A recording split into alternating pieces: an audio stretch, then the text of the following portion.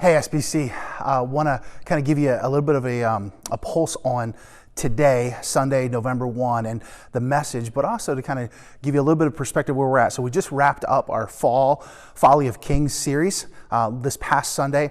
Over the next couple of weeks, we're going to do a few one-off messages. Next Sunday will be global outreach, God's heart for the nations. Tim Cummings will be preaching that Sunday morning. November 15 will be just to talk about money and stewardship and thinking through those things very strategically. And then November 22, Pastor Ben will be talking about our engagement in a really polarized, kind of contentious culture right now. But for today, November 1, we're going to focus in on the political conversation. It's one that so many of you have been having for so many months. I used to love to ask the question during this season, how many of you enjoy political seasons, election seasons, and how many of you really struggle with them? And it's interesting because I'm not sure many of us would say that we've enjoyed this season. COVID issues have obviously ratcheted things up. Some very specific racial tensions and some things that have gone on in that arena have really added to the fury that so many feel and are experiencing right now.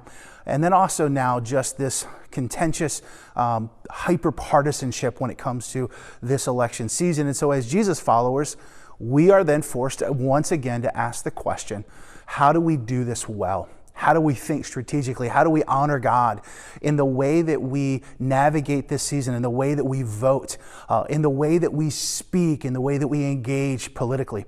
And so I want you to wrestle with that question. In fact, today's message is 6 specific questions that have been running through my mind over the last many months that I'm going to just throw out there, and then I'm going to give us some perspective on those 6 questions, and obviously not give exhaustive answers, but hopefully give you an opportunity to think through them. One of the questions we have to wrestle with is, how do we formulate a faith through which we can then view our politics, as a lens through which we can view our politics, rather than allowing our faith to be one that we develop so that we can hold on to the politics that we prefer. That's a real challenge for us right now.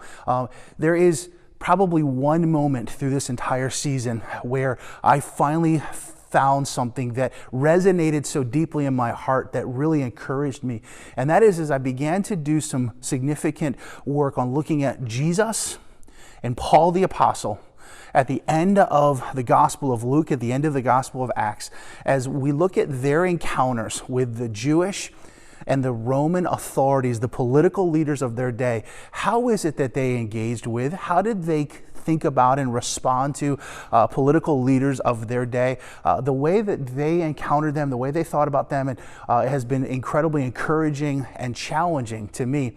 And then ultimately, the question I wanted you to pose as a small group is, how do we today, in light of whatever may transpire on Tuesday or in the weeks to follow after that, how do we live out our faith genuinely? How do we love people well? How do we serve well? And how do we allow the gospel presence and the prophetic voice that we're called to have in our culture supersede any other political concern, any other civic issue, any other passion area that we have? How do we make sure that we allow the gospel presence and our prophetic voice to be more significant and to in no way be undermined or diminished because of how we navigate this season? We're going to talk through those things in our message, and then hopefully in your small groups you'll have a chance to discuss some of that as well. We love you. Thank you so much for sharing some time together and looking forward to the conversations and ultimately how it allows us to continue to sharpen our presence and our engagement in these things, not just during this season, but in the many months and ultimately the years to come. God bless you, SBC.